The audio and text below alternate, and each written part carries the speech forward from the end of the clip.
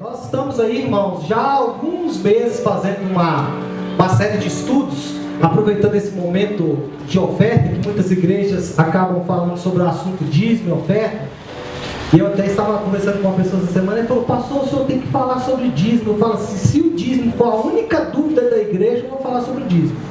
Mas não é, nós temos outras dúvidas. Então por que gastar o tempo só para falar sobre o dízimo? Fica parecendo que está querendo induzir a pessoa a entregar o dízimo e a oferta. O dízimo, irmão, só tem 3 regras. A coisa mais simples que tem na Bíblia, até que não tem muitos versículos que falam sobre o assunto. Tem bons versículos que baseiam a nossa fé, mas não tem uma grande quantidade de versículos como outros assuntos dentro da Bíblia. Pastor, quais são as 3 regras do dízimo? Primeiro, você dá 10% de tudo aquilo que vem à tua mão. Por isso que a palavra chama dízimo. Dízimo é a 10ª parte de qualquer coisa. Então, se você tem um salário de R$1.000, R$100 é o dízimo. Simples. Essa é a primeira regra. Segunda regra do dízimo: o dízimo deve ser entregue na igreja qual você é membro. O dízimo deve ser entregue na casa onde você se alimenta, porque o dízimo é para manutenção da casa do Senhor. Terceira regra do dízimo: você está proibido de administrar o seu dízimo. Proibido. Você pode administrar suas ofertas, mas o seu dízimo, quem administra o seu dízimo é o pastor da igreja junto com os administradores da igreja. Por quê? Porque eles sabem onde são as necessidades da igreja, porque o dízimo é para suprir a igreja. Então essas são as 3 regras. Engraçado que essa semana a pessoa estava falando assim: pastor, por que a gente não pode administrar o nosso dízimo? Eu falei: criatura, você está com dificuldade de administrar o seu salário. Você gasta mais do que você ganha, você está querendo administrar o dízimo ainda? Não mexe com isso, né? Então, brincadeiras à parte, essas são as 3 regras do dízimo e ponto final. Bom, ceia do Senhor. A ceia do Senhor, irmãos, é um tema que nós temos algumas dúvidas. Então, nós começamos já na semana anterior a dirimir essas dúvidas. Falamos, por exemplo, que a ceia foi estabelecida por Jesus, lá em Mateus 26, é o texto que lemos. Temos outros, mas Mateus 26 é o texto que comumente nós usamos nesse caso. Outro texto muito usado quando falamos de ceia é 1 Coríntios capítulo 11, que também lemos na semana passada. Eu não vou repetir esses 2 textos, estão aqui, mas não vou repetir. Eu vou me ater hoje a alguns outros textos, porque hoje eu quero falar sobre o significado da ceia. Hoje nós vamos tomar a ceia do Senhor. Mas o que significa a ceia? Bom, a primeira coisa que você tem que ter em mente é que a ceia do Senhor, o significado da ceia do Senhor é complexo, não é simples, não é apenas um pão, não é apenas um suco de uva, né? É complexo. O significado da ceia é rico. Quem entende a ceia sabe o valor e o peso que a ceia tem. O significado da ceia também é pleno. Ou seja, a ceia, ela tem dentro dos seus elementos um significado que mostra a plenitude da obra de Deus. Então vamos explicar tudo isso daqui a pouco. Agora, nós temos que olhar os aspectos que a ceia simboliza. Quando nós tomamos a ceia, o que nós estamos querendo representar com a ceia? Nas próximas semanas eu vou falar, inclusive, né, da diferença entre a maioria de nós. A grande maioria foi criada na igreja católica, e aí a gente chama a ceia lá, né, a ceia é chamada na igreja católica de Eucaristia, né? E tem algumas diferenças que nós vamos falar aí pra frente. Mas enfim, os aspectos que simbolizam e afirmam na ceia do Senhor. Primeiro aspecto, a morte de Cristo. Então, quando você está tomando a ceia, você está simbolizando e afirmando que Jesus morreu. Olha esse texto aqui de 1 Coríntios 11, 26. Porque todas as vezes que comerdes este pão e beberdes este cálice, fazer o quê? Anunciais a morte. Anunciais a morte. Irmãos, quando nós participamos da ceia do Senhor, há nisso um símbolo da morte de Cristo. Por quê? Porque as nossas ações formam um quadro da sua morte por nós. Ele mesmo fez isso de propósito. Ele falou: o meu corpo é moído. O meu corpo é moído. Então, alguém que tem o corpo moído, o que acontece com ele? Ele está morto. Então, quando você toma a ceia, você está proclamando, você está declarando para o mundo que Jesus morreu e que a morte dele foi para você. Então, quando você toma a ceia, você está mostrando, demonstrando, expressando para o mundo que ele morreu por mim, por você. Então a ceia é um ato de proclamação, é um ato de declaração, é um ato de manifestação. Você está manifestando, você está demonstrando para o mundo que o teu Salvador morreu, mas que o teu Salvador morreu com um propósito: anunciais a morte do Senhor até que Ele venha. Segundo, a nossa participação nos benefícios da morte de Cristo. Se em primeiro lugar nós demonstramos que Cristo morreu, em segundo lugar, tomando a ceia, você declara também que você tem participação nos benefícios que Ele alcançou com essa morte. Você tem benefício naquilo que Ele fez. Quando Jesus fala, tomai e comei, isto é o meu corpo. Quando nós procedemos dessa forma, irmãos, nós de fato participamos dos benefícios conquistados por Ele na cruz em nosso favor. Então, quando você toma a ceia, você está dizendo para o mundo: olha, o meu Redentor morreu. E, segundo, você está declarando também: o meu Redentor morreu para me beneficiar. Ou uma palavra mais cristã, né? Para me abençoar. Terceiro símbolo da ceia é o alimento espiritual. E aqui eu gostaria de ler um texto um pouco mais longo, que está lá no Evangelho de João, no capítulo de número 6, versículo 53, que diz assim: respondeu-lhes Jesus, em verdade vos digo, se não comerdes a carne do Filho do Homem, e não beberdes o seu sangue, não tendes vida em vós mesmos. Olha que texto contundente, irmãos. Olha que maravilha desse texto. Se não comerdes a carne do Filho do Homem, e não beberdes o seu sangue, não tendes vida em vós mesmos. 54. Quem comer a minha carne e beber o meu sangue, tem a vida eterna. Quem comer a minha carne e beber o meu sangue, tem a vida eterna. E eu o ressuscitarei no último dia, pois a minha carne é verdadeira comida e o meu sangue é verdadeira bebida. Quem comer a minha carne e beber o meu sangue, permanece em mim e eu nele. Assim como o Pai que vive me enviou, igualmente eu vivo pelo Pai. Também quem de mim se alimenta, de mim também viverá. Então, em terceiro lugar, a ceia é um alimento espiritual. E aqui é importante entendermos, irmãos, como nós encaramos a ceia. Se nós encaramos a ceia apenas como um símbolo, apenas como uma ordenança, eu posso participar dele o dia que eu quiser, a hora que eu quiser.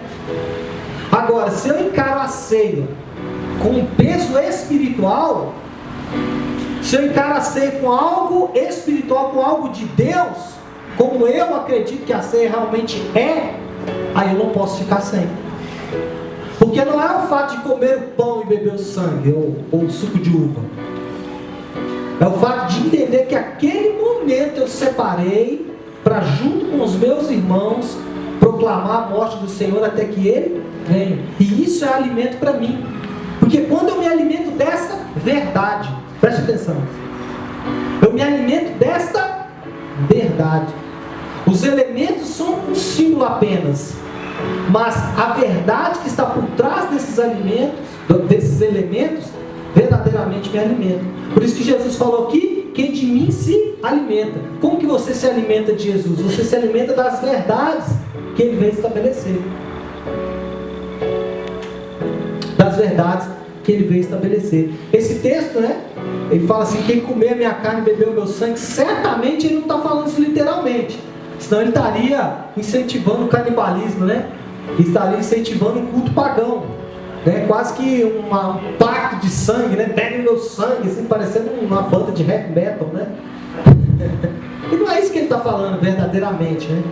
que ele está falando? Que ele tem em mente a nossa participação espiritual nos benefícios da redenção por ele conquistados. Os benefícios da redenção que ele conquistou por nós. Então, meus irmãos, o alimento espiritual é tão necessário à nossa alma. Porque no momento da ceia, você pode estar abatido com várias lutas. No momento da ceia, você pode estar entristecido porque as lutas se intensificaram, porque as dores estão maiores, né? Porque as dificuldades e a desesperança podem estar batendo a porta. E é o momento em que você toma a ceia, o que acontece com você? A sua alma é alimentada, porque a sua esperança é reativada. O meu Redentor vive.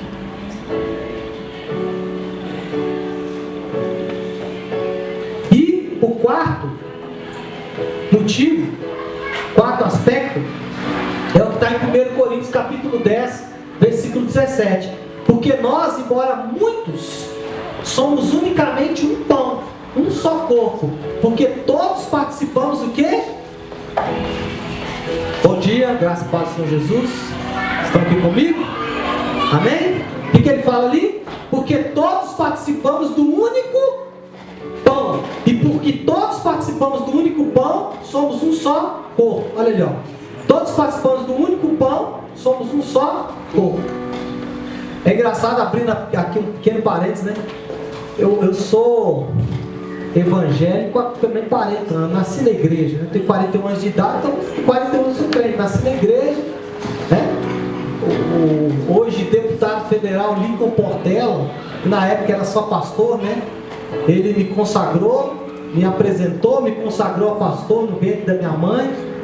E eu tenho uma foto dele icônica, né? Que acabou perdendo, que ele estava comigo no colo e ele profetizando que eu seria um pastor. Deu certo, né?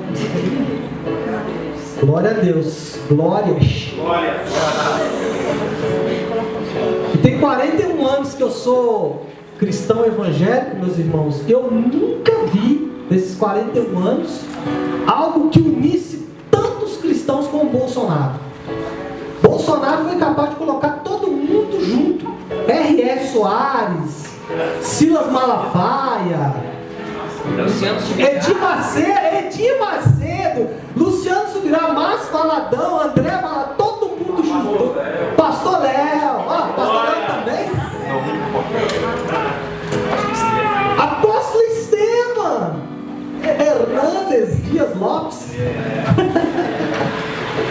Ele foi capaz de unir, irmãos, pentecostais, neopentecostais, conservadores. O segredo da unidade do corpo era Bolsonaro, ninguém sabia. Que horror, né? É o fim. Mas brincadeiras à parte, irmãos, fechando esse parênteses, né? Tão desajeitado. Voltando a falar da ceia, né? Quando tomamos a ceia, e isso é interessante, se tem algo que une os cristãos de todas as linhas, né? Sejam católicos, ortodoxos, né? Protestantes, de todas as linhas, é a ceia. Uns fazem de um jeito, outros fazem de outro, mas fazem. Então, quando comemos o pão, também estamos declarando a unidade. Então, irmãos, quando nós unimos esses 4 elementos que falamos aqui agora, né? A morte de Cristo, a nossa participação nessa morte, o alimento espiritual e a unidade, nós começamos a reconhecer um pouco da riqueza do significado da ceia do Senhor. Quando eu participo, eu entro na presença de Cristo, lembro-me de que Ele morreu por mim, participo dos benefícios da sua morte, recebo o alimento espiritual e estou unido a todos os outros cristãos que participam da ceia. Que grande motivo de gratidão e alegria deve ser encontrado na ceia do Senhor. Amém? Glória a Deus. Então semana que vem voltamos falando mais um pouco sobre ceia. Agora pode ser recolhido aí os nossos dízimos, as nossas ofertas. E vamos passar para a palavra do domingo, qual estamos estudando já, né? Há longos domingos, na verdade, não, hoje é o episódio 23, mas é o episódio 23 parte 2, podia ser o episódio 24, né? Mas porque na verdade semana passada eu comecei a falar e eu não consegui concluir, né? Então deixei uma boa parte para este domingo. O tema que estamos estudando, o tema dessa ministração é 4 palavras que Paulo usa, 4 palavras que Paulo usa aqui, 4 verbos que Paulo usa aqui, nesse texto, que é crer, saber, considerar e oferecer. Quando nós meditamos no Evangelho, nós precisamos entender que Deus espera uma participação ativa de nós. O Evangelho não pode ser apenas intelectual. O Evangelho não pode ser apenas mental. O Evangelho precisa ser também de coração. Ele precisa ter a participação de todo o nosso ser envolvido no Evangelho. Então, se você tiver aí com a tua Bíblia, abra em Romanos, no capítulo de número 6, que é o texto que estamos estudando.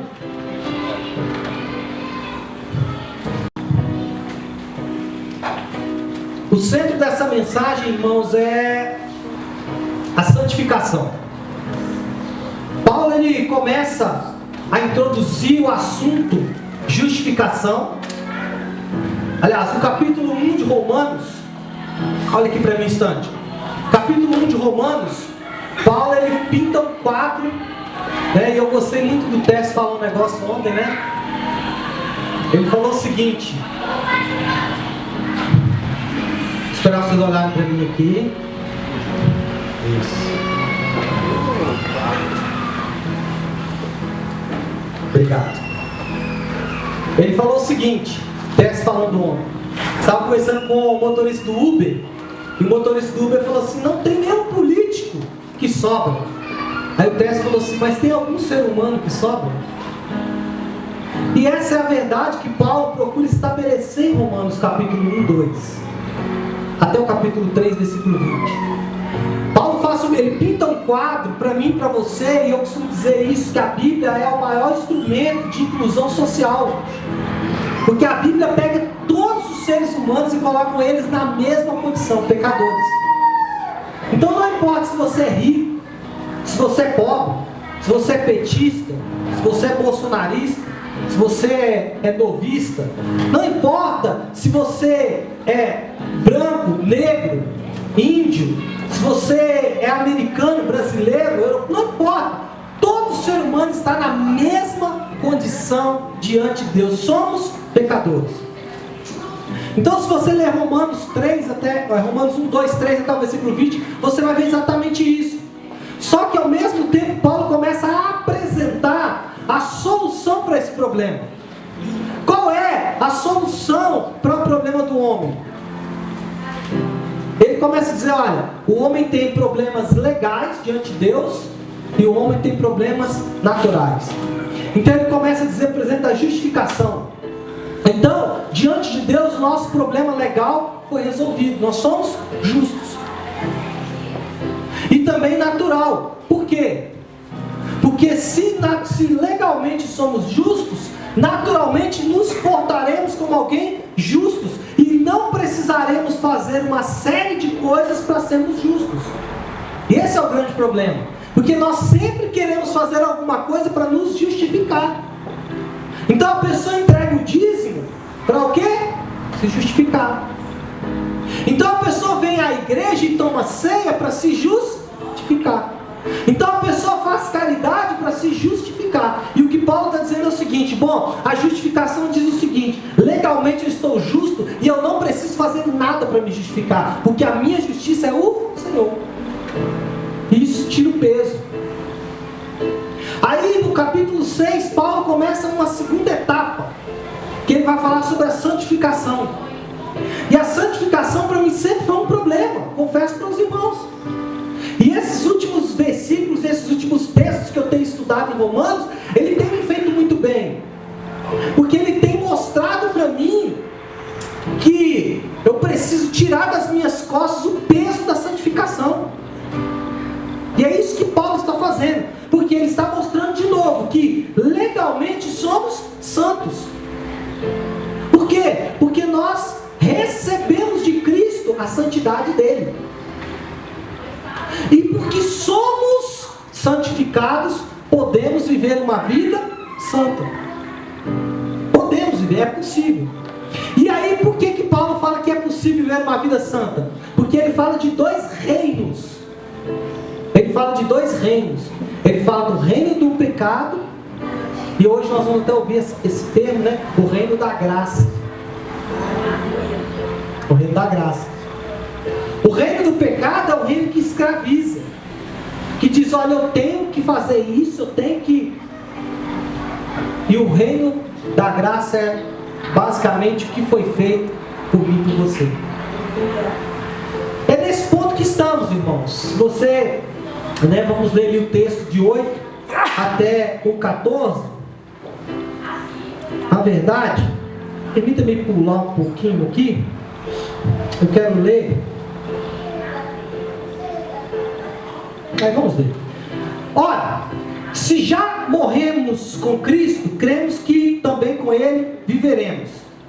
Sabedores de que, havendo Cristo ressuscitado dentre os mortos, já não morre, e a morte não tem domínio sobre ele. Pois quanto a ter morrido, de uma vez para sempre morreu para o pecado, mas quanto a viver, vive para Deus. Assim também vós considerai-vos mortos para o pecado, mas vivos para Deus em Cristo Jesus. Esse é o ponto que eu quero começar hoje, mas deixem parado aí. Vamos continuar lendo. Não reine, portanto, o pecado em vosso corpo mortal, de maneira que obedeçais às suas paixões, nem ofereçais cada um os membros do seu corpo ao pecado, como instrumentos de iniquidade, mas oferecei-vos a Deus como ressurreto dentre os mortos, e os vossos membros a Deus como instrumento de justiça. Versículo 14. Porque o pecado não terá domínio sobre vós, pois não estáis debaixo da lei, e sim da graça. Irmãos, o versículo 11 diz o seguinte: assim também vos considerai mortos para o pecado, mas vivos para Deus em Cristo Jesus. Existe um livro bíblico que narra a história de uma moça chamada Esther. E nesse livro nós temos alguns personagens. Nós temos a própria rainha Esther. Depois, se você tiver curiosidade, leia esse livro, ele é muito bonito. Nós temos o tio da rainha Esther, Mordecai, que cuidou dela durante toda a sua vida. Nós temos o rei Assuero, e nós temos um personagem chamado Amã. Amã, ele nutre no seu coração um ódio injustificado pelos judeus. E o que acontece com esse Amã é que ele é elevado a uma condição de ministro do rei Assuero. Ele tem, diante do reinado de Assuero, uma posição de destaque. E o que ele faz com esse poder? Ele lança uma lei e pede ao rei, e o rei obviamente confiando, que Amã, por ser alguém em uma posição importante no seu reino, não o enganaria. Ele então propõe ao rei a seguinte lei: que no dia X do ano X, todos os judeus sejam enforcados. Que no dia X e que no ano X, todos os judeus sejam enforcados. Só que, irmãos, Deus, ele sabe todas as coisas, aleluia. Deus ainda tem controle de todas as coisas. Antes de Amã ser elevado à condição de primeiro-ministro, uma briga se instaura entre as rainhas do rei Assuero, e o rei Assuero resolve que ele precisa de uma nova rainha. E quem é elevado à condição de rainha? Esther, que é uma judia. Então vem a regra, vem o edito, vem o decreto do rei: naquele dia todos os judeus terão que morrer. Mordecai então vai até Esther e fala: Esther, existe uma lei contra nós, e você vai ter que fazer alguma coisa. E é interessante que o Mordecai, um homem de muita fé, fala com Esther: Esther, se você se calar agora, de outro lugar se levantará o livramento. Porque Deus sempre tem um livramento, irmãos. A igreja, quem protege a igreja é Deus. Quem protege a igreja é Deus. Abrindo parênteses aqui, teve uma discussão ontem: porque fulano de tal quer taxar as igrejas. Nossa, se nós tivermos que pagar imposto, você acha que é isso que vai nos fazer mais ricos ou menos ricos? Você acha que nós tivermos que pagar imposto, a obra de Deus vai ser sacrificada de alguma forma? Não, mas quem receber esses impostos vai ter que ter muita responsabilidade. Porque esses impostos são os dízimos da casa do Senhor. Fecha esse parênteses aí. Mordecai então vai a Esther e fala: Esther, você tem que se levantar agora. E Esther então, num ato de fé, porque era proibido chegar-se à presença do rei, Esther então chega à presença do rei e fala: olha, existe uma lei, e se essa lei acontecer, ela já está editada, não tem como voltar atrás, mas se essa lei ela acontecer, inclusive eu serei morta, porque eu sou judia. E o rei se vê numa condição muito complicada. Por quê? E aqui entra a palavra de hoje, que ela tem a ver com essa palavra de hoje. O rei se vê numa condição muito complicada. Por quê? Porque se ele deu um decreto, ele não pode simplesmente desfazer o decreto dele. Ele não pode simplesmente falar: olha, essa lei não existe mais. Então qual era a única saída para o rei? Lançar um novo decreto dizendo o seguinte: ok, os judeus podem ser mortos, mas agora eles têm direito de se defender. Ou seja, agora vocês são livres para resistir. E aí no dia X, que foi o dia marcado, nenhum judeu foi assassinado. Por quê? Porque os seus algozes, eles sabiam que se eles fossem atacar os judeus teriam o direito de se defender. E aí ninguém os atacou, porque agora eles tinham o quê? Direito de se defender. Pastor, o que isso tem a ver com a palavra de hoje? Irmãos, antes de estarmos unidos a Cristo, o pecado, ele era soberano sobre nós, ele reinava soberano. Nós não tínhamos direito à defesa, nós não tínhamos poder para resisti-lo. Por quê? Porque ele verdadeiramente era o nosso rei. Só que agora em Cristo nós estamos livres desse controle. Nós somos livres para resistir ao pecado e mais, livres para vencer o pecado. Aleluia. É o que não havia antigamente. Irmãos, lembre-se sempre, o pecado não pode nos governar. E isso não significa que ele não vai tentar. Porque a minha grande briga era essa: se eu faço parte do reino de Deus, do reino da graça, como ainda sou capaz de pecar? É muito simples, irmãos, porque a minha nova natureza, a minha natureza nascida de novo, ela não quer pecar, mas o corpo do pecado, ele como viciado no pecado, como caído, ele ainda tem desejo pelo pecado. Só que hoje, dentro de mim, existe uma força que faz eu lutar contra esse pecado.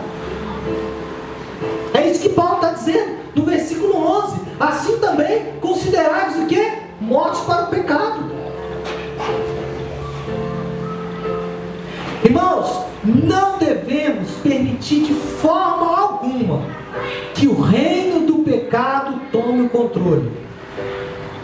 Como que nós fazemos isso? Obedecendo aos desejos que ele planta no nosso corpo do pecado. Então toda vez que você obedece a um desejo do seu corpo, você está vivendo um antagonismo, porque você faz parte de um reino e obedece a outro reino, e isso dentro de você é frustrante. Isso dentro de você produz um sentimento de incapacidade muito grande, e isso mostra que você é do reino de Deus. Porque se você for capaz de pecar e não sentir nada, você não é do reino de Deus. Quem é do reino de Deus, quem é do reino da graça, ele até peca, mas o pecado faz tanto mal.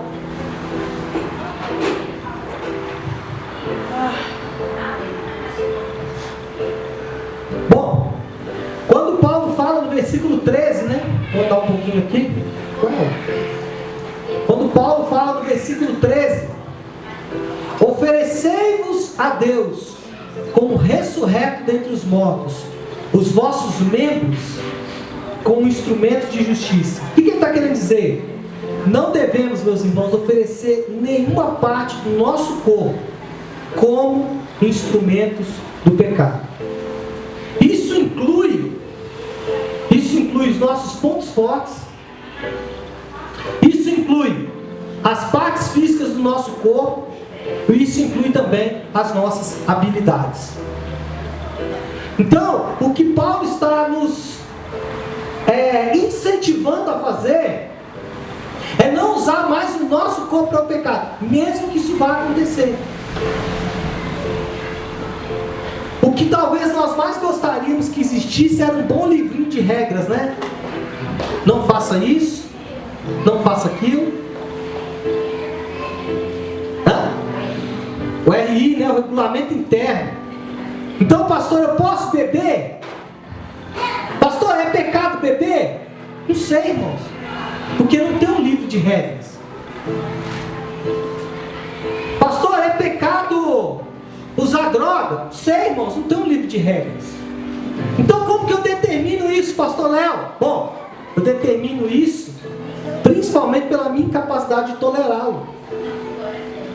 Irmãos, se você for capaz de, depois de ter acesso ao Evangelho, viver uma vida de embriaguez e achar que isso é normal, me desculpe, mas eu tenho dificuldade de acreditar que você faz parte do reino da graça.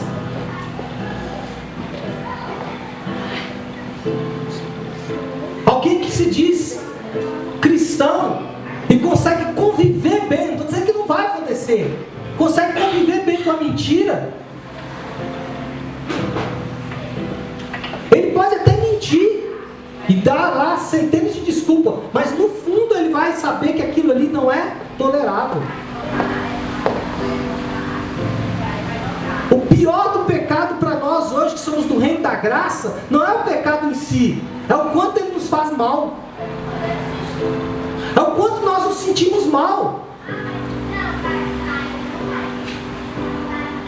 A pessoa pode até adulterar, mas ela se sente mal porque ela faz parte de um outro reino. Outro reino. Então, meus irmãos, o que nós precisamos ter em mente quando falamos de corpo do pecado é que os nossos desejos eles não são maus em si mesmos, até porque foi Deus que colocou. Foi Deus que colocou o desejo sexual em nós. Foi Deus que colocou instinto de sobrevivência, né? Vontade de beber. Pastor, mas então Deus que colocou a vontade de beber? Foi. Só que o que acontece? O pecado, ele corrompeu esse desejo e transformou o desejo de beber em bebedice.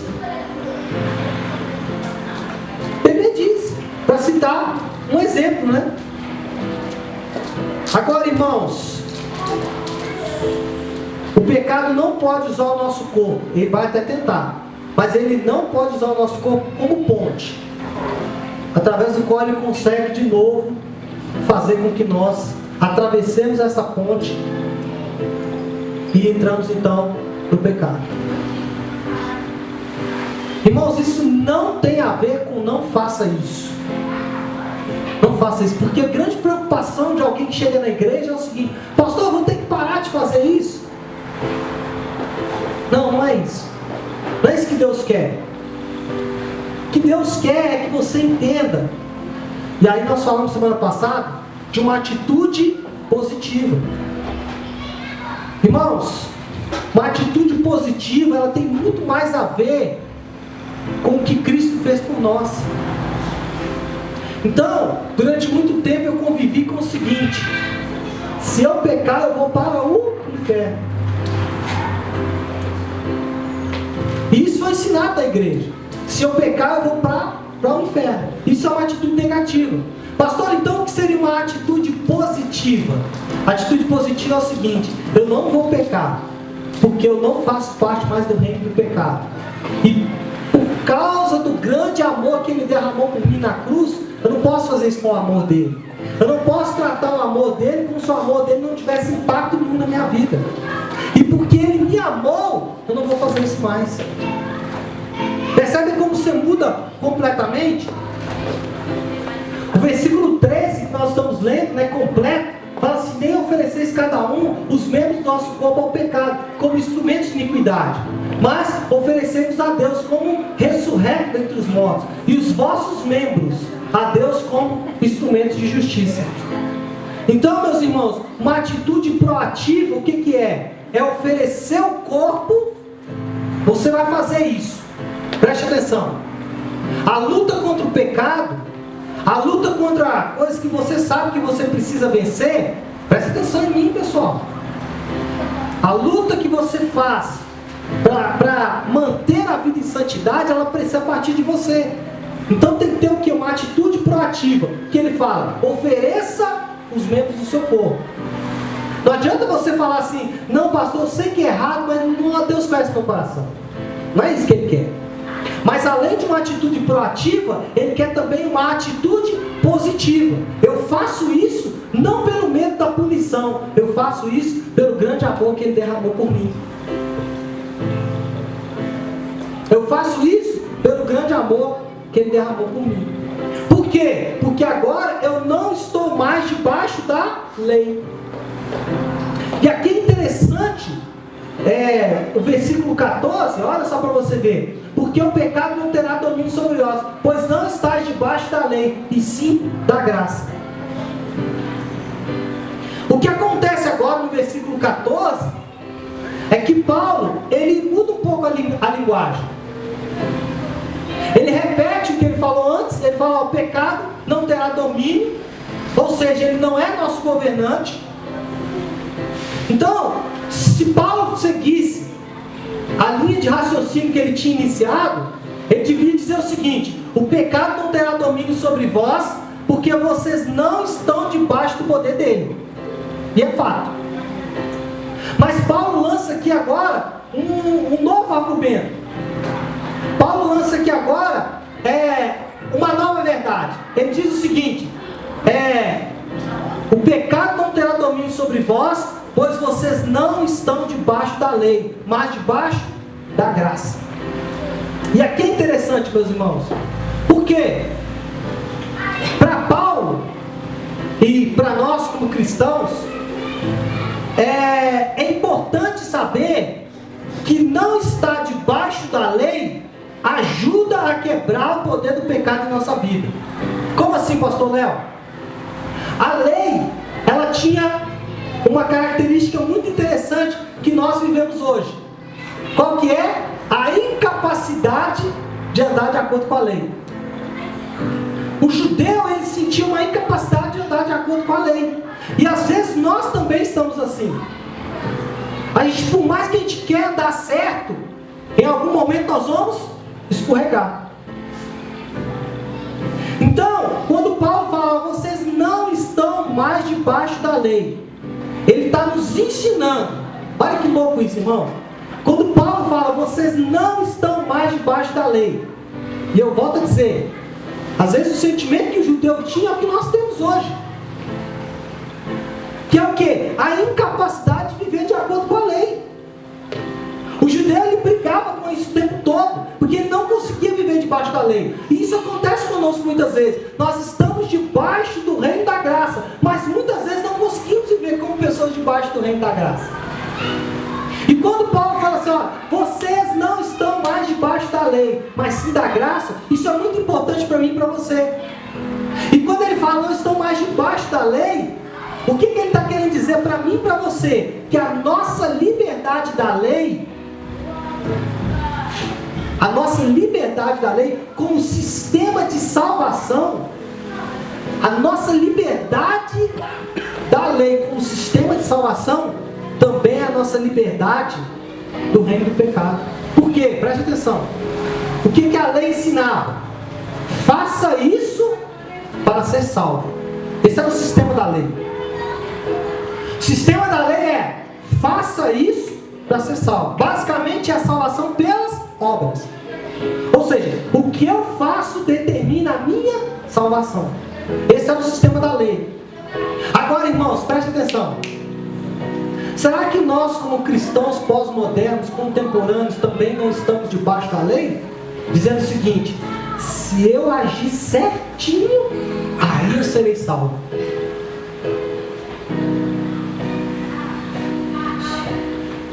quando Paulo fala, vocês não estão mais debaixo da lei, ele está querendo dizer exatamente isso.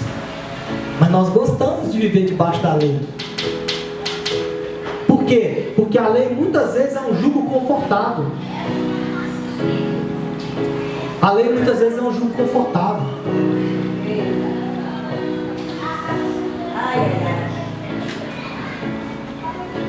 A lei muitas vezes, a lei, aí eu vou dizer a lei nossa mesmo, né? Como cristãos, ela muitas vezes é o nosso Deus.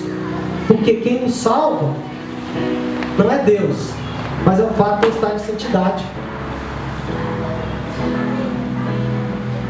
O que me salva. E aí tem pessoas que falam assim, não, eu não vou para a igreja, porque eu vou ter que parar de fazer isso, aquilo, aquilo outro.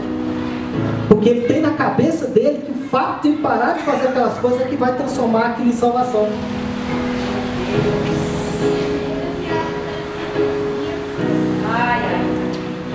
E ele fala com você ainda, né? Ah, você fica indo para a igreja, agora você parou de beber, parou de fumar. Como se tivesse chegado aqui, o pastor falou, olha, muito bem, você é muito bem-vindo a essa casa. Porém, para usar a Bíblia, o pastor ainda falaria assim, tenho porém contra ti,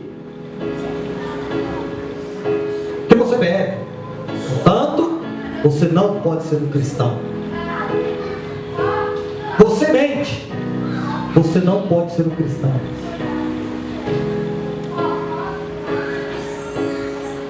E as pessoas têm essa impressão. E na verdade, irmãos, o Evangelho, que é tão somente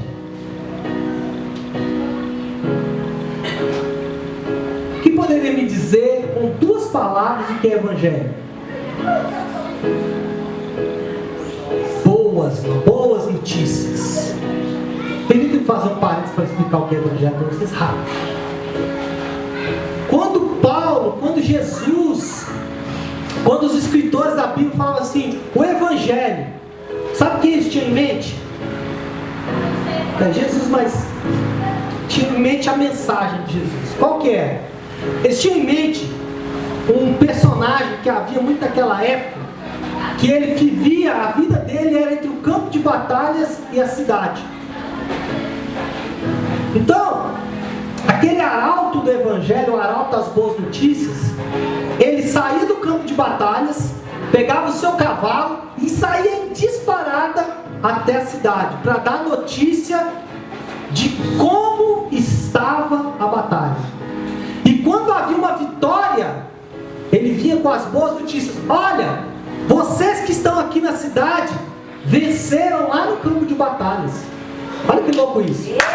Evangelho era a boa notícia de que você que está aqui na cidade, mesmo sem guerrear, mesmo sem fazer nada, mesmo sem pegar uma espada, venceu lá no campo de batalha, porque o nosso exército venceu. Então, Evangelho é tão somente o seguinte, algo que foi feito por você há muito tempo atrás, que você não sabe e que você não teve que fazer nada por ele. Meu Deus! Isso é Evangelho. Isso é Evangelho. Agora, qual o impacto que esse Evangelho produz na sua vida? Qual o impacto que essa boa notícia produz na sua vida? Aí está a diferença de alguém com uma cabeça positiva. Não, peraí. Imagina você viver nessa cidade. Você vive nessa cidade. E aí, os homens que estavam lá, que ganharam e venceram por você, estão voltando. Como que você receberia esses soldados? Você receberia eles pensando o seguinte, será que eles vão matar a gente também? Porque a gente não foi bonzinho aqui? Será que eles vão matar a gente porque a gente bebeu e comeu enquanto eles estavam lá guerreando? Vocês receberiam eles assim? Eu acho que não.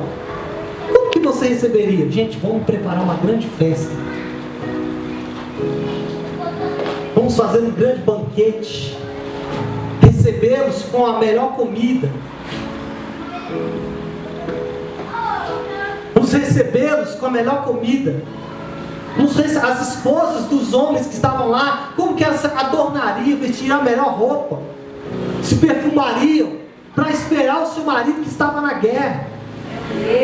Isso é uma atitude positiva, trazendo isso para o Evangelho. Quando Paulo fala, olha, vocês não estão debaixo da lei, o que ele está querendo dizer? Não fique com medo dele voltar e te matar, mas se prepare recebê-lo. É isso que Paulo está dizendo. Não viva mais debaixo da lei como sistema de salvação. Irmãos, preste atenção no que eu vou dizer. Essa frase é contundente e ela muda a nossa ideia de pecado. Qual frase que é, pastor Léo? O poder do pecado só é de fato quebrado quando nos afastamos da justiça pelas obras. O poder do pecado só é quebrado quando você parar de querer agir fazendo as coisas para Deus te amar. Então eu paro de beber, eu paro de mentir para Deus me amar. Não, é o contrário. Porque Ele me amou, eu paro de fazer. E nós ainda estamos vivendo como se estivéssemos debaixo da lei. É o que Paulo está falando. Então, meus amados irmãos, quantas vezes que nós achamos que a nossa justiça é que nos livra do pecado? Quantas vezes você já disse, não às vezes com palavras, mas quantas vezes você já disse no teu coração: eu venci o pecado? Ai, glória a Deus, eu acredito que eu venci, não minto mais. Por quê? Porque você ainda está debaixo da lei.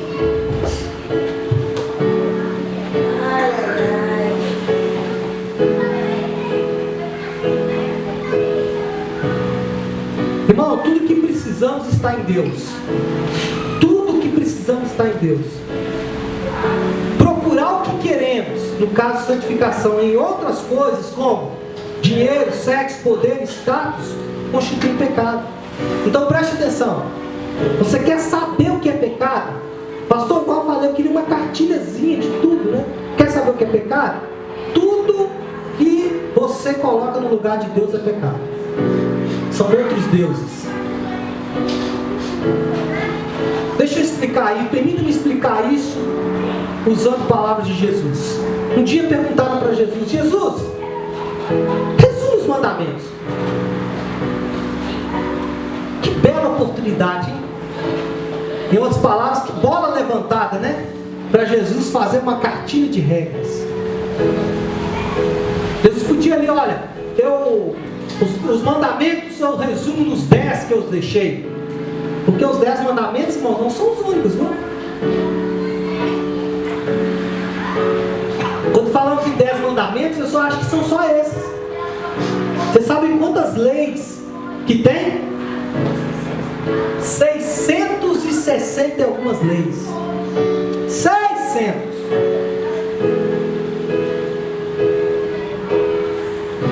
Mas tem os 10 mandamentos que é definido.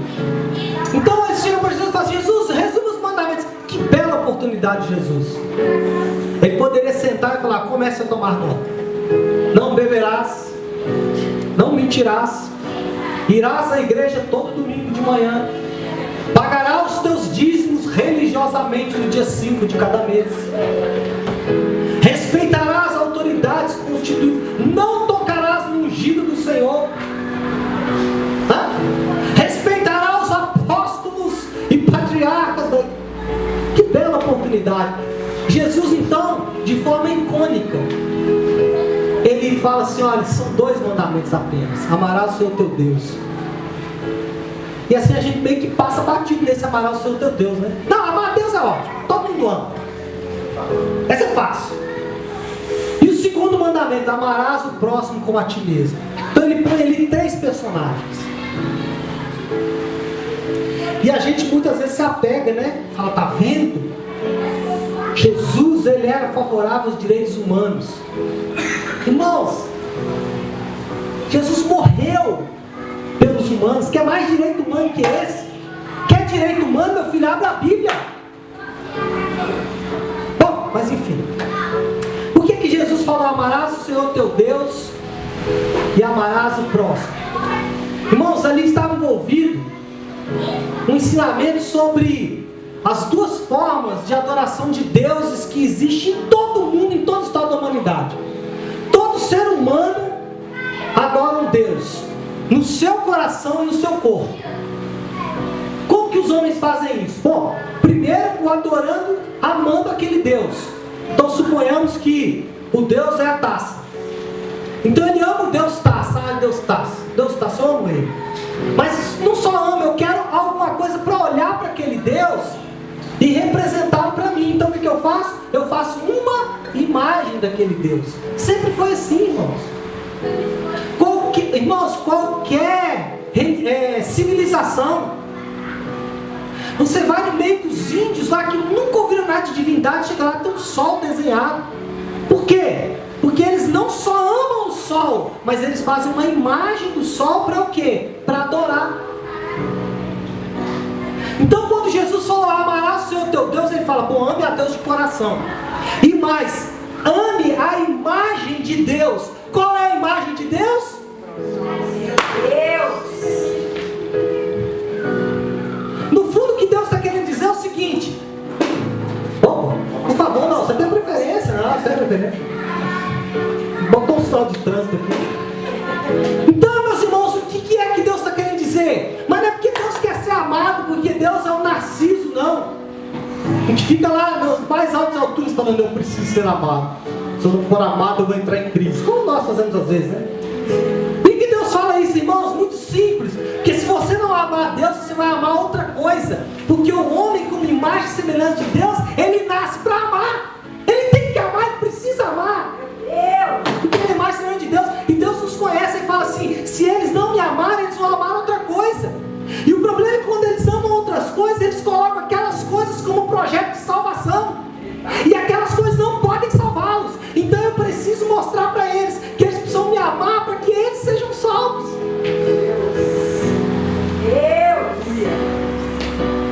Por isso que Paulo fala, irmão, você não pode mais pecar porque você não está mais debaixo da lei.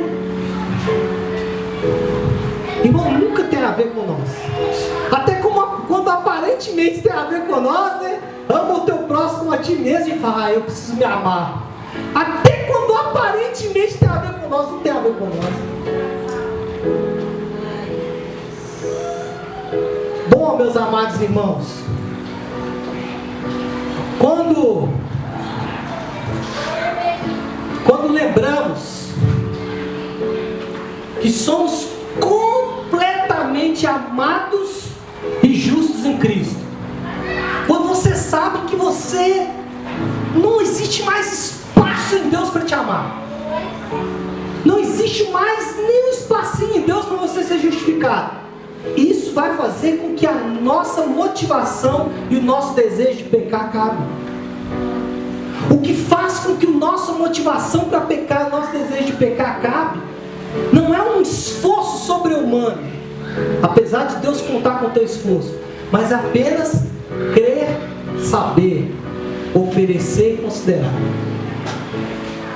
É tão somente você entender o que Ele fez por você. Isso tira a tua motivação.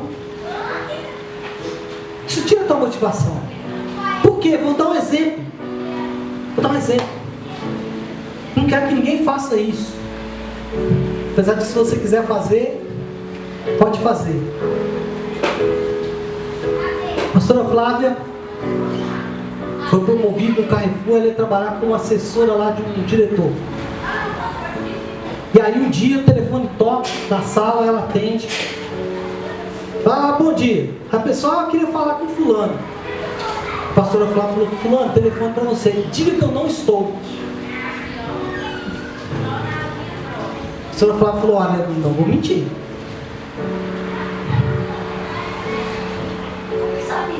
Ele já sabia, inclusive, né?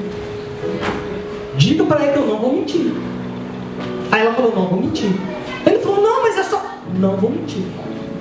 Ele pegou o telefone, atendeu, ficou bravo com ela. Poderia mandá-la embora. Não mandou. Por quê, irmãos? Porque no fundo, todo mundo quer trabalhar com alguém honesto, mesmo que aquilo não te prejudique.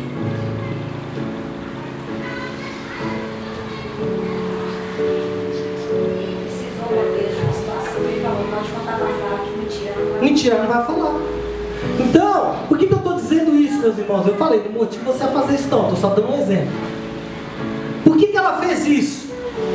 Porque ela sabia que Deus amava ela. E que ela não podia trair aquela confiança. Meus irmãos, nós temos uma necessidade nesses dias de saber. Se tem uma coisa que nós precisamos nesses dias é saber. Por isso que eu mudei até o meu perfil de pregação, minha performance. Há uns anos atrás eu era muito mais eloquente. Eu queria transmitir o Espírito, recebe o poder de Deus. E não que seja errado, mas eu vejo que hoje nós temos uma necessidade de saber. E ao longo desses versículos todos que nós lemos, que agora estão apagados, nós vemos Paulo falando repetidas vezes, irmãos. Ele fala assim: sabemos, cremos, sabemos, cremos. Por quê, irmãos? Preste atenção. Isso nos mostra que qualquer um de nós que continuar a pecar, ou que continuar a retroceder para o pecado, mostra que ele falhou em saber e que ele falhou em crer. A falha dele não é pecar, é em crer e saber. A falha dele é essa. Irmãos, nós precisamos saber, aproveitando aí, né, a deixa, que Deus não espera que sejamos estoicos com relação ao pecado. Pastor, quem que é esse tal de estoico? Eu lembro de uma... Vou fazer um parênteses aqui, tirar as mãos. Estou acabando. Eu lembro de uma vez que o seu Barriga chegou para o seu Madruga e falou: você está resistindo estoicamente. Aí ele ficou parado assim, olhando, né? Ele, tipo assim, o que será que é esse estoicamente, né? Aí ele falou: não, é verdade. Então. Mas ele não entendeu nada do que era o estoicamente, né? Um exemplo grande de alguém que age de forma estoica, né? É os kamikazes japoneses, né? Quando os aviões acabavam o combustível, o que eles faziam? Eles jogavam os aviões contra os outros aviões americanos ou contra os porta-aviões americanos. Não se importavam em morrer. Ou, como o capitão Nascimento dizia, faca na caveira. Eles iam para cima. Então o que Deus espera não é que você seja estoico com relação ao pecado. Kamikaze não é isso que Deus espera de você, nem de mim. Ele não espera isso. Por quê, irmãos? Porque não basta dizer não. Não basta dizer não. Porque se você apenas diz não ao pecado, você está trocando uma performance por outra. Ou seja, depende da sua performance. E não é isso que Deus está nos ensinando. Paulo mostra nesses versículos que o ato de pecar não provém da força de vontade. O ato de não pecar, né, não provém da força de vontade, mas do quê? Da falta de compreensão do que é o pecado. Então o que Paulo está querendo dizer não é o seguinte: não basta você dizer eu não vou pecar. Você precisa entender por que você não vai pecar. Não basta dizer eu vou parar de beber, ou eu vou começar a ir na igreja, ou eu vou tomar ceia, ou eu vou me batizar, ou eu vou parar de mentir, porque você está trocando uma performance pela outra, e você não está mais debaixo da lei. O que Paulo está querendo dizer é o seguinte: não é o que você vai deixar de fazer ou fazer, você precisa entender o que foi feito por você. Evangelho. Entendem isso? Amém? Então, não adianta você simplesmente ser aquele cachorrinho que fica no painel do carro, que fica assim, né? Só balançando a cabeça, tá tudo certo. Não é isso que Deus quer de você. Deus espera que você entenda o Evangelho. Porque uma vez que o Evangelho foi entendido por você, é por isso que nós aqui na igreja tentamos fazer todo tipo de escolas, estudos. As nossas células têm estudo.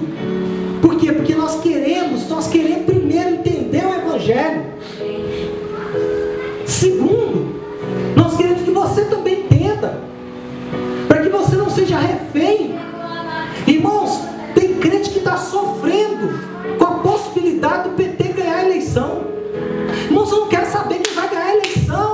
O meu reino não é daqui. Pastor, e se tiver que sofrer? Irmãos, a minha vida eu entreguei para Deus. Ele sabe de todas as coisas, e Ele é soberano na minha vida. Ninguém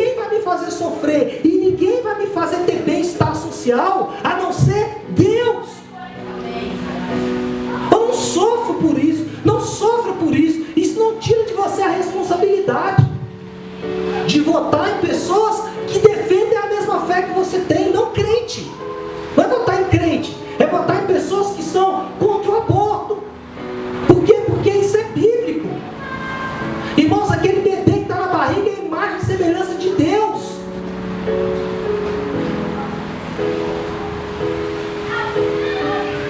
E outras bandeiras que nós precisamos defender: ideologia de gênero, liberação do uso de drogas. Quem é da igreja sabe o quanto as drogas são perigosas. Perigosas. Portanto, meus amados irmãos, a chave é saber. Basicamente, Jesus não fez isso, apesar de ter tido a oportunidade. Paulo também não. Mas eu vou me aventurar em te dar um livro de regras. Vou estabelecer para você agora as regras da santidade. 3 regras da santidade. 3 regras. E aí eu concluo e encerro a pregação. Primeira regra da santidade. Primeira coisa que você precisa fazer para se tornar santo. Pastor, mas nem Jesus deu as regras. Você quer dar as regras? Pois é. Sou meio... Vou dar um dia. Estoicamente. Primeira regra: fui comprado com o sangue de Jesus. Minha vida não me pertence. Devo a Jesus a minha vida e a minha salvação. Não posso ignorar sua vontade. Primeira regra: eu fui comprado com um sangue precioso. Minha vida não é minha. Eu preciso fazer a vontade daquele que me comprou com o próprio sangue. Segunda regra: fui liberto do reino do pecado. Isso definitivamente. Definitivamente. O Espírito de Deus está dentro de nós. E embora o pecado pareça poderoso demais, nós conseguimos resisti-lo. Vou repetir. Fui liberto do reino do pecado. O Espírito de Deus está dentro de nós. E embora o pecado pareça poderoso demais e não conseguimos resistir, mas esse não é o caso. Você consegue vencer o pecado. Irmãos, nós somos filhos de Deus. Nós podemos exercitar autoridade sobre os nossos desejos pecaminosos. Isso é fato. Terceira regra: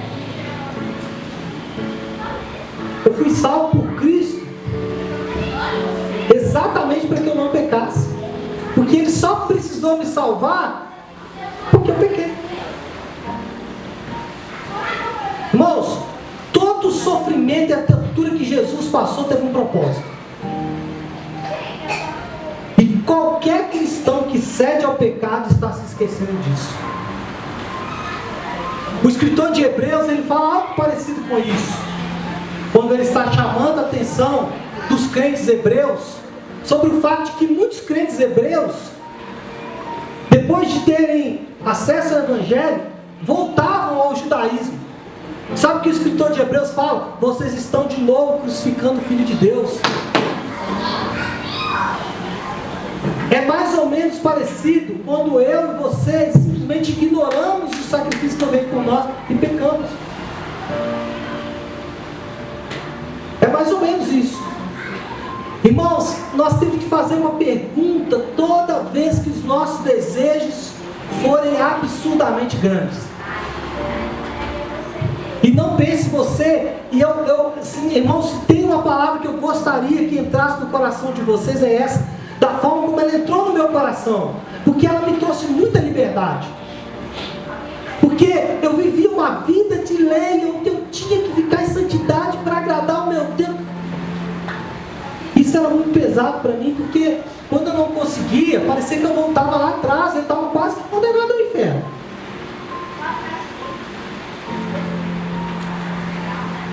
Pastor, então agora está liberado, eu posso pecar à vontade?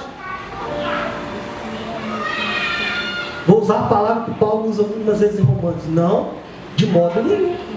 Por quê? Sabe o que você deve perguntar quando os desejos para o pecado foram muito fortes?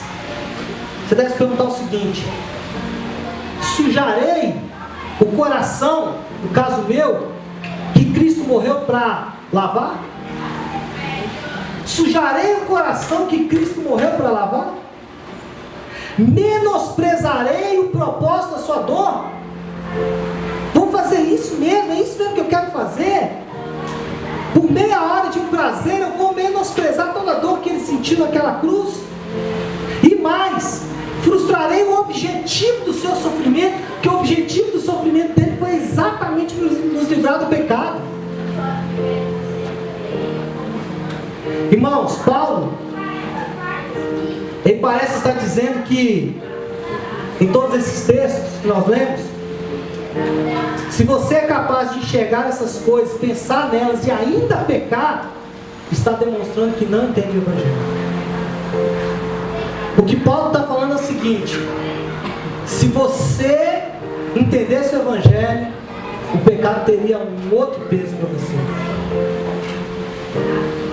O que Paulo está dizendo, em outras palavras, é que se você consegue enxergar o tamanho do sofrimento que o pecado causou em Deus, e todo o propósito dele em vir salvar a mim e a você, e ainda continuar pecando, é porque o Evangelho ainda não causou o impacto que ele precisa produzir em você.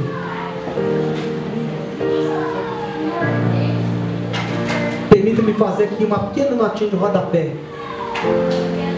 Às vezes as pessoas falam comigo assim: pastor, o senhor não vai chamar a atenção do fulano? Alguns casais, né? Alguns mesmo, que isso acontece com todos. Pastor, o senhor precisa conversar com o fulano. As mulheres são mais incisivas, né? Precisa conversar com o fulano, pastor, você tem que falar com o pastor para conversar com o fulano. Os homens são mais assim, né, pastor? Precisamos marcar um encontro de mulheres, né? Tipo assim, o senhor pode dar uns conselhos, a pastora Flávia dá uns conselhos para as mulheres, né? Tipo, vamos se portar. Irmãos, não é isso que muda. Se eu fizer isso, eu estou voltando as pessoas para a lei. Sabe o que eu preciso fazer? O que eu tenho procurado fazer pelos domingos, a minha convicção é essa: apresentar o Evangelho. Porque se o Evangelho tem impacto, irmãos, não precisa de ter curso para casais, nem curso para educar filhos à maneira de Deus, nem curso de mulheres, nada. Basta o Evangelho. Porque naturalmente eu sou capaz de mudar. Porque como pode eu fazer parte do reino de Deus e assistir pornografia? Como pode fazer parte do reino de Deus e não ter controle emocional? O segredo, marido, não está na conversa do pastor. O segredo está no Evangelho. O segredo, esposa, não está na conversa da pastora Flávia, está no Evangelho. Ele é capaz de mudar. Ele é capaz de fazer a pessoa ter frequência na igreja. Porque se eu entendo o Evangelho, eu quero a palavra, eu quero esse momento gostoso de comunhão, de louvor, de adoração. Eu quero, ninguém precisa me obrigar. Irmão, olha aqui para mim. Se nós precisamos te obrigar a vir à igreja, desculpa com todo o amor do coração, você não entendeu o Evangelho ainda. Você precisa entender um pouco mais. Irmãos, às vezes você colocar no grupo do WhatsApp: irmão, você vai votar longe, mas vem primeiro no culto, depois você vota. Falta o quê? Entendimento do Evangelho.